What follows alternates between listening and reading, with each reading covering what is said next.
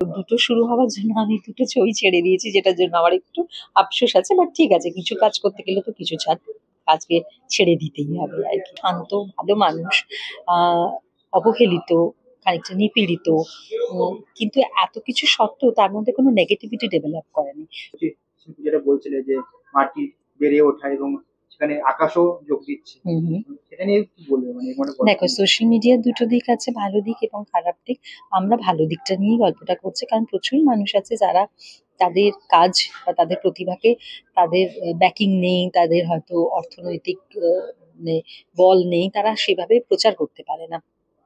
কিন্তু সোশ্যাল মিডিয়ার যুগে এটা একটা সুবিধে যে তার হাতের কাজ, তার সূচিক শিল্প, তার পটচিত্র, তার আঁকা, তার গান সে যদি মানুষের কাছে পৌঁছে দিতে পারে, তাহলে সেখান থেকে সে তার নিজের একটা জায়গায় দাঁড়াতে পারে।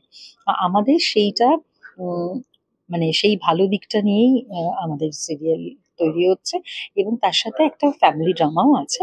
আহ আকাশের ফ্যামিলিও দেখানো হচ্ছে, মাটির ফ্যামিলিও দেখানো হচ্ছে, দুটো ফ্যামিলিই দেখানো হচ্ছে, এবং দুটো ফ্যামিলিতে কি কি মানুষের টানাপোড়েন চলে বাস্তব জীবনে সেইটাও দেখানো হচ্ছে। ফলত শুধু যে ইয়াং জেনারেশনকেই টার্গেট করা হচ্ছে, নট দ্যাট, ইয়াং জেনারেশন এবং মিডল এজ জেনারেশন, বয়স্ক জেনারেশন, দুটো জেনারেশনকে একসাথে কানেক্ট করা হচ্ছে। সো এটা আমার মনে হয় দর্শকদের খুব ভালো লাগবে।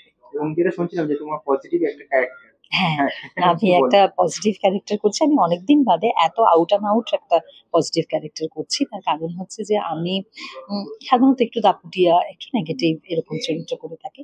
তো আমার মনে হয় যে এটা সান বাংলা এবং আমাদের প্রডিউসার চিত্রায়নকে আমার থ্যাংক ইউ দেওয়া, মানে থ্যাঙ্কস জানানো উচিত, যে তারা আমাকে এরকম একটা পজিটিভ ক্যারেক্টারে, যে ভীষণ শান্ত ভালো মানুষ, আহ অবহেলিত, খানিকটা নিপীড়িত, কিন্তু এত কিছু সত্ত্বেও তার মধ্যে কোনো নেগেটিভিটি ডেভেলপ করেনি।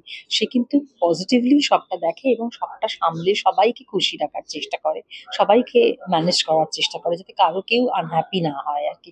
সো আমার মনে হয় যে ক্যারেক্টারটা লোকের ভালো লাগবে, রিলেটও করতে পারবে, এবং লোকের খুব ভালোও লাগবে। পরপর দুটো চ্যানেলে দুটো সিরিয়াল। পরপর দুটো চ্যানেলে দুটো সিরিয়াল চলছে। স্টার জলসাতে চলছে চিরসখা, ম্যাজিক ওমেন্স লীনা গাঙ্গুলির, এবং সান বাংলাতে ভিডিও। এর থেকে বড় পর্দায় কোনো এফেক্ট পড়ছে? অ্যাকচুয়ালি আমি দুটো ছবি ছেড়ে দিয়েছি, তার কারণ আমার তো থিয়েটারটাও থাকে। তো ফলত যেটা হয়েছে, আমার দুটো কাজ একসাথে, প্র্যাকটিক্যালি দুটোই না প্যারালালি ১-১.৫-২ মাসের গ্যাপে একসাথে শুরু হয়েছে।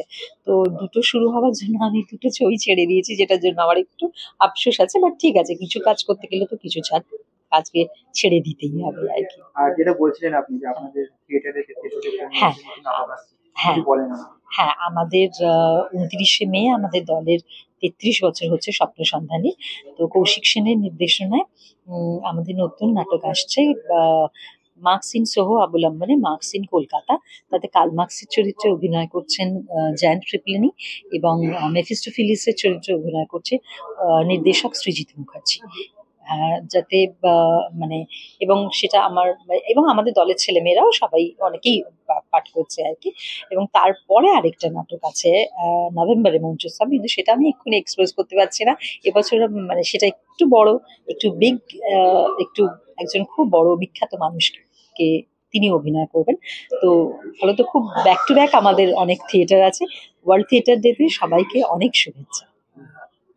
ভিডিও বলবে আপনার ক্যারেক্টারটা সম্পর্কে যদি একটু তো আমার চরিত্রের নাম প্রতিভা। আমি করছি হচ্ছে আরিয়ান যে বাড়ির ছেলে, সেই বাড়ির বড় বউ। হুম, এবং খুবই পজিটিভ, খুবই একটু নিপীড়িত সেই অর্থে। তার কারণ তার হাজবেন্ড রোজগার করে না, সে কিছু কন্ট্রিবিউট করতে পারে না। অথচ পজিটিভলি সবাইকে, কিন্তু তার মধ্যে সেটার জন্য কোনো নেগেটিভিটি ডেভেলপ করেনি। খুব পজিটিভলি সে সবাইকে ম্যানেজ করার চেষ্টা করে, সবাইকে খুশি রাখার চেষ্টা করে, সবাইকে ভালো রাখার চেষ্টা করে আর কি। কিন্তু হয়তো খুব দুঃখ থাকে, কিন্তু সেই দুঃখটা সে প্রকাশও করে উঠতে পারে না। খুব আউট অ্যান্ড আউট একটা পজিটিভ রোল। ভাইরাল মুহূর্তে ভিডিও বলছে এটা সর্বজনীন দর্শক কি অ্যাকসেপ্ট করতে পারবে? আমি যেটা বললাম, যে যেহেতু এটাতে একটা পারিবারিক গল্প রয়েছে, ফলত নিউ জেনারেশনের যে মনে হবে যে এই ভিডিওর ব্যাপারটা কানেক্ট করতে পারবে, আর ওল্ড জেনারেশন যারা আছে তারা পারিবারিক গল্পটা কানেক্ট করতে পারবে। আমার তো মনে হয় না যে কানেকশনে কোনো অসুবিধা হবে, তাদের মানে বোথ জেনারেশনকে এটা সার্ভ করতে পারবে আর কি। দর্শকদের কিছু একটু বলে দাও। হ্যাঁ, আপনারা সান বাংলায় আপনার হয়তো কিছু এপিসোড এর মধ্যে শুরুও হয়ে গেছে, আপনারা দেখেছেন। তা সত্ত্বেও আপনারা মানে ভালো যদি লেগে থাকে, বা আমার মনে হয় যে আশা করি আপনাদের খুব ভালো লেগেছে, সান বাংলায় রাত্রি 8টায় দেখুন ভিডিও বৌমা।